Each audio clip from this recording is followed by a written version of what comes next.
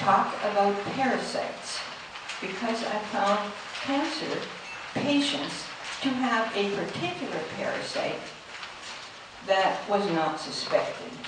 And then everybody really got on my back about it, saying how stupid can you get. This included a lot of alternative therapists, really right at the top of the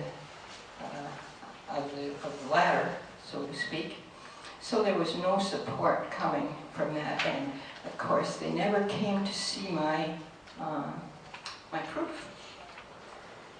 And now, 15 years later, we finally did make a video, which we will eventually be able to show you, but it's a little too early. And it's not even gross.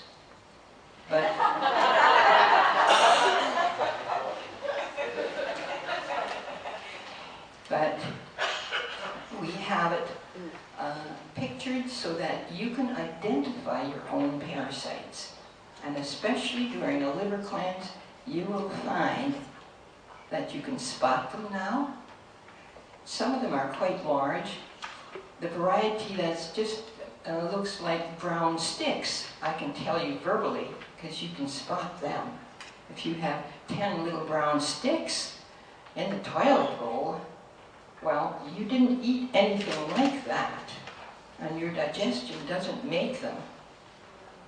See, it's a parasite that has come up a lot recently in the last few years. We all are, nearly all of us, have 2 new parasites. They're not really new, but they have come up a lot.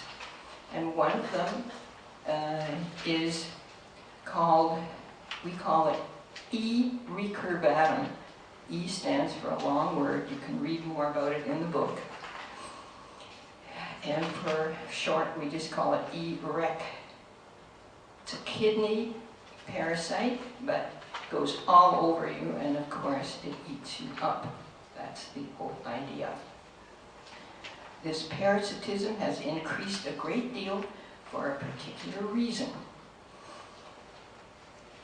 And I'll talk about that a bit later. Meanwhile, we have been working to find a way of getting rid of your parasites without going through these horrendous procedures that I'm always describing in the books. All this black walnut tincture and these other things, which are parasite killers, but you never really get to the end of them. You're eating them all the time because our domestic animals have them. There's no way of not getting them.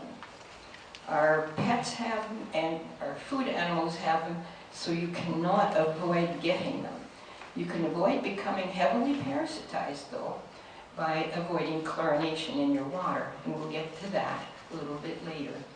Now, I think the reason it's a new concept in here is that it is possible to starve them.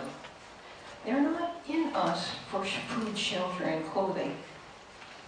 They're in us because they have a vitamin requirement.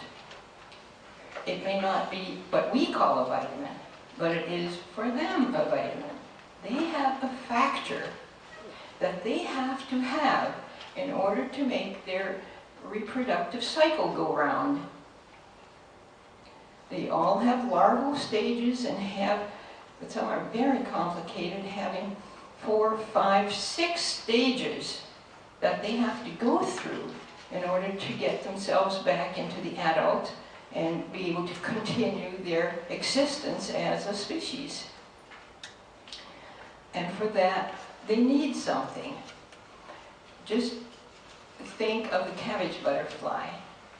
It's a cabbage butterfly because if it doesn't lay its eggs on a cabbage type of plant of that family, then its little larva will starve. It requires something in the cabbage family, and each of our parasites is there because we are eating for them, and we have to eat what they need or they starve. And in fact, they starve so fast much faster than we starve. Their lifespan is days as a larval stage, and therefore, if they're not getting what they need every day, their population goes way down, and you can starve them down to about 50% in a week, and another 50% in another week, and by then, they're often too low to really get back up again if you don't overeat that product again. So here I call that table Parasite Essential Foods. I don't call it parasite vitamins because it could be confused. And so you see here, our two most common parasites are pet worms, of course, because we have pets in the house. And there's no way you can avoid the pet parasite if you have a pet in the house. And so Ascaris, these two varieties, we all have. That doesn't mean that you have worms this long living in you. They can be larvae, and most of them are larvae of a microscopic size. Unless you're extremely ill, you'll find them quite a bit larger for those patients. Notice that one of them requires meat, red meat. And if you stop eating that, that variety will starve way down until you can't stand it anymore and you eat some red meat. And then they will just manage to survive, but they won't be doing you much damage. The other variety requires squash. This substance called quercetin, which you will find in the table just before, in the first page, tells you which foods have quercetin.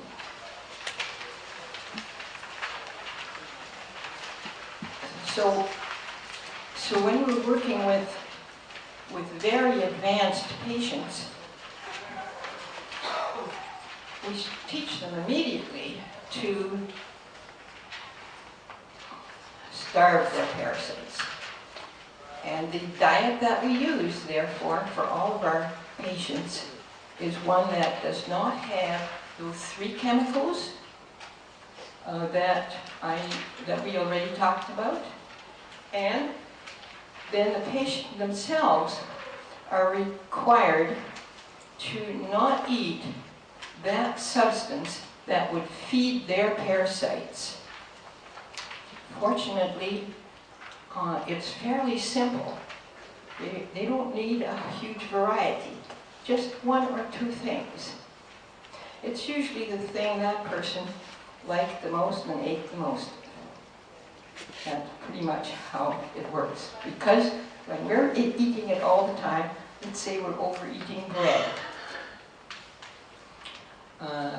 And it's those things that we're overeating that we become allergic to because we can't digest it all. The liver was meant to have a big variety of food. And when you're down to eating too much wheat, it's more than the pancreas can digest. Because the pancreas is left to digest the phenolic part of it, and that's the hardest part there is to digest. So then you will not be digesting all of the bread you're eating. And what's left over is called gluten and gliadin. Those are the difficult things. And that's what the parasite fasciola lives on. Fasciola is about our most abundant parasite, at least that's what the Department of Agriculture says about our animals. It's the most abundant parasite. Nobody ever talks about humans and their parasites.